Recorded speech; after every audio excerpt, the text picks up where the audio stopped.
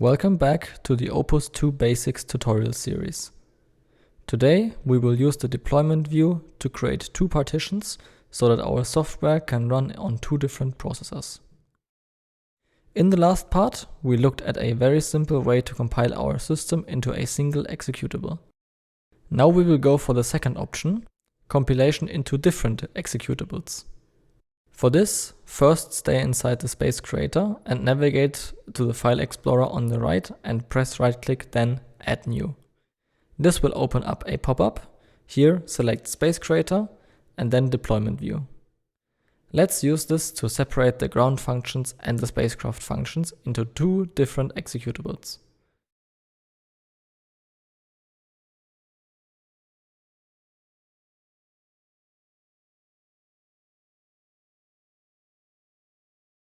From the hardware library on the bottom left, select the processor you want to use. For this tutorial, we will use the Linux x86. Simply drag and drop two of these components into the deployment view, one for ground and one for the spacecraft.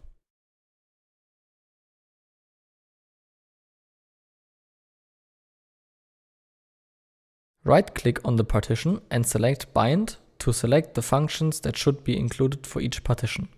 A single function can only be on one partition. For the ground partition, the functions needed are ground, parameter monitor, CRC helper, parameter transcoder, EGSE, and EGSE encoder.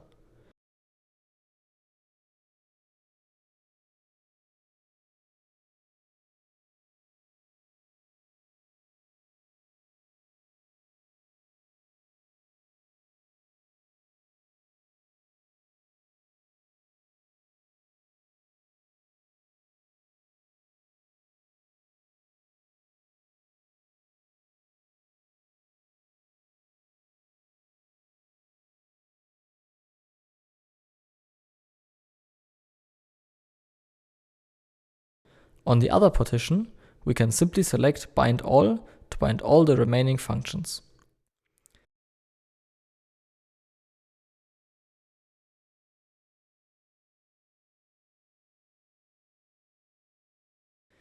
Next, we need to make a connection between the processors using the connections provided. We will use UDP here.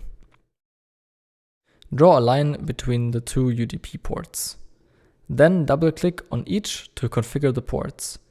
Set the device name, address, type, and port. Make sure when configuring the other device that the port is different.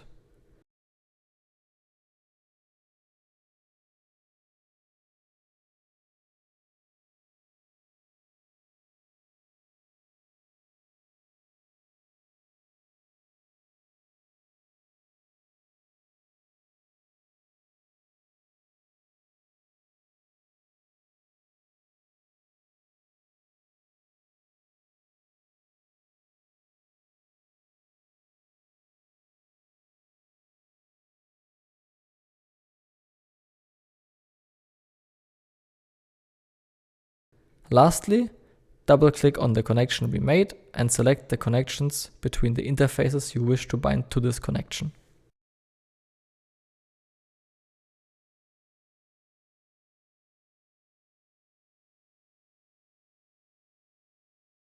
Before we can compile the deployment view, since our ground station needs to call some methods from our onboard encoding, we must edit the project make file.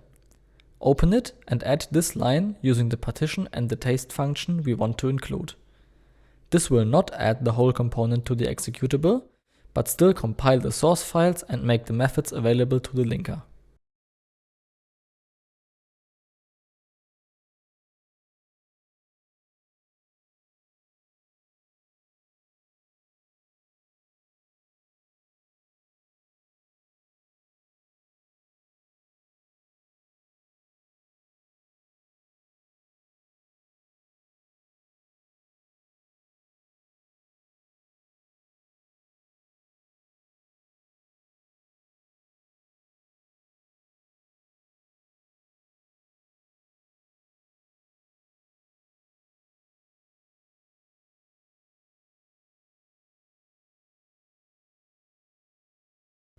Now we can prepare the deployment view for compilation using make deployment view.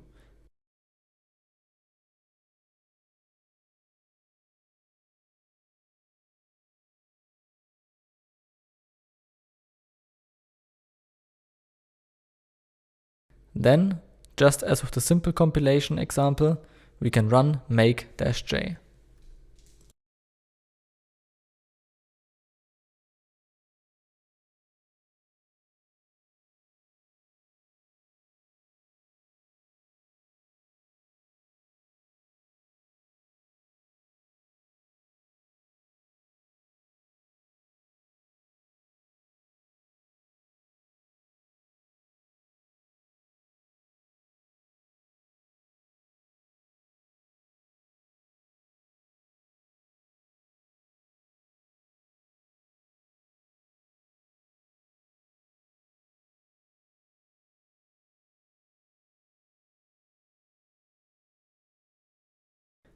To run it, we first need to move to the work binaries folder, then create a second terminal.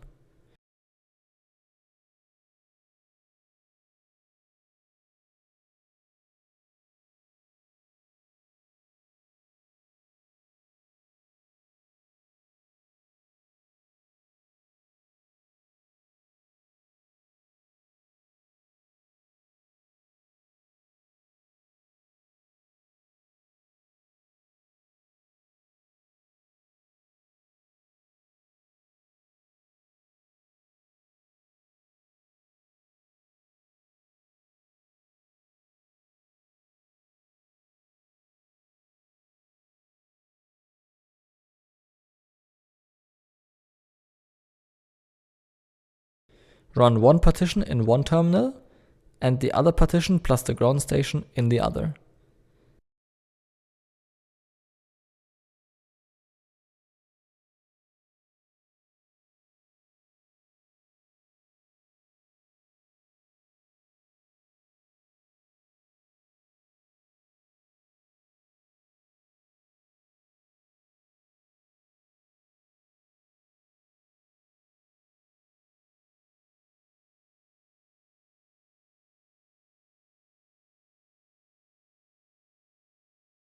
Like in the last tutorial, we can see the telemetry come up in the ground station, and we can also use them to send telecommands.